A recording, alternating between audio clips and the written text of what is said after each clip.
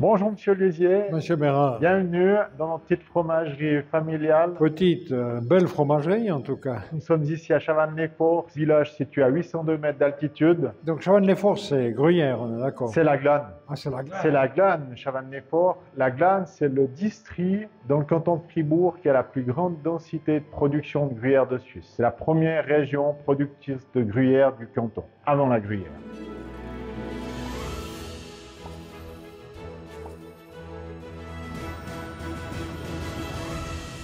Donc je suis là pour le 23e jour du calendrier de l'Avent et là on va déguster une spécialité qui est ni du gruyère ni du vacherin parce que canton de Fribourg c'est ça, c'est gruyère vacherin.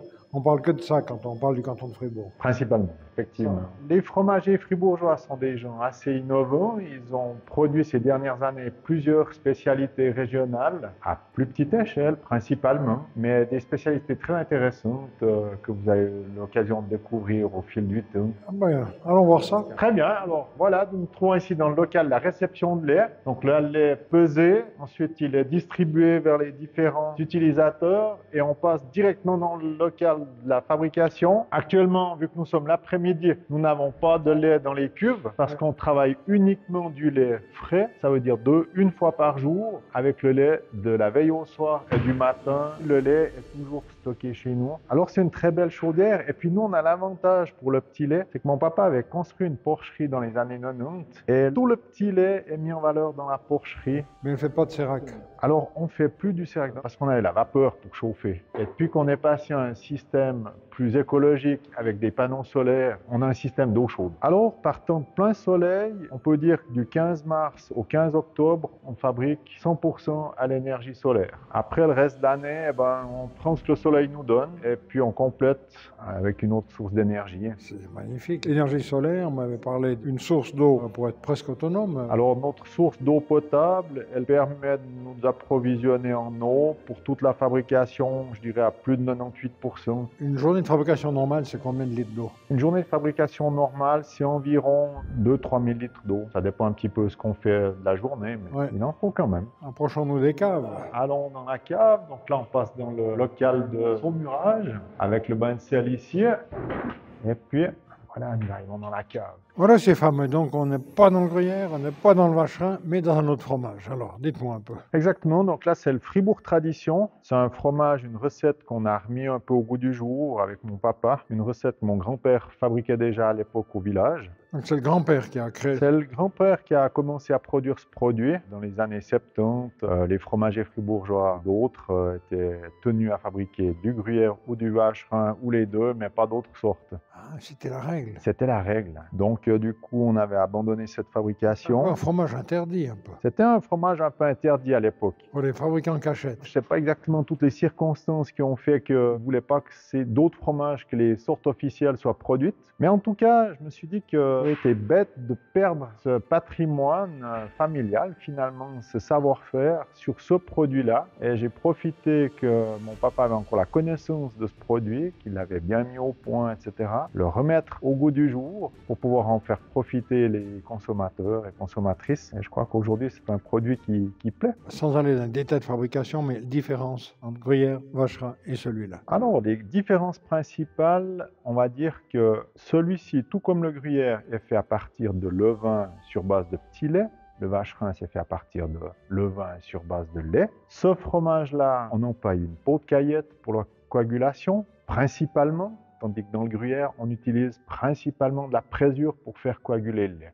Pour que le lait devienne solide, on met de la pression normalement. Vous, là, vous mettez directement l'estomac du veau. C'est l'estomac du veau qui est séché ou qui est séché et puis qui on fait macérer dans du petit lait. Et c'est ça qui va libérer les enzymes qui vont nous permettre de faire coaguler le lait par la suite. Donc là, vous êtes vraiment retourné à l'origine. Un petit peu. Au début, finalement, le fromage a été créé comme ça. Découpé de l'estomac de veau, mettez dans le lait et ça fait coaguler. Exactement. Ensuite, par rapport au gruyère, celui-ci est chauffé moins haut en température pour que la pâte reste un petit peu plus souple, onctueuse, pour qu'il ne corresponde pas non plus à un fromage à pâte dure. Donc c'est toujours dans la catégorie des pâtes mi-dur. Et puis, c'est un fromage donc, qui reste assez onctueux, mais quand même un peu plus ferme que le vacherin, ce qui permet de le conserver un peu plus longtemps également. Donc, il mûrit un peu plus lentement et s'affine un peu plus longuement. Si je voulais vieillir un tel fromage, combien de mois je pourrais garder? Je pense qu'on pourrait le garder facilement jusqu'à 1 année, voire même au-delà.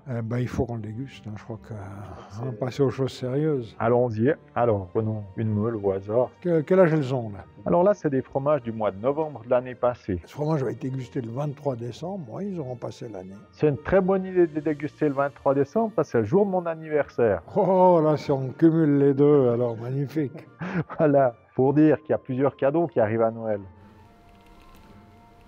Regardez-moi ça.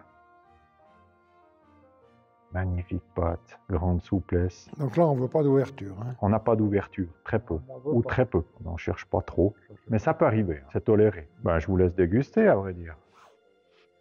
Au nez, c'est encore très lactique pour dire que ça a une année. Je suis impressionné par ce fromage. Il y a cette douceur en entrant en bouche.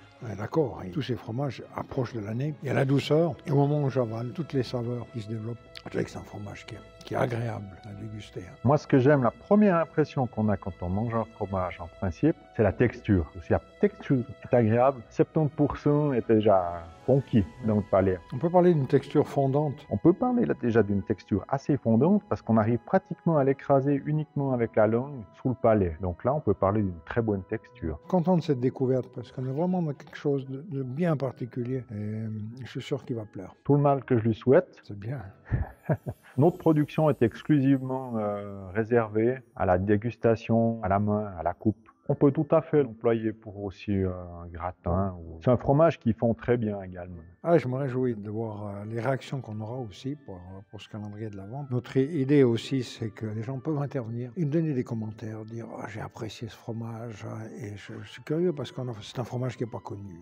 Curieux de voir les réactions, mais moi il me plaît bien et c'est pour ça que je l'ai choisi. Ouais. Donc c'est bon, je vous remercie, c'était sympa. Toujours un plaisir de vous accueillir en tout cas. Super, merci.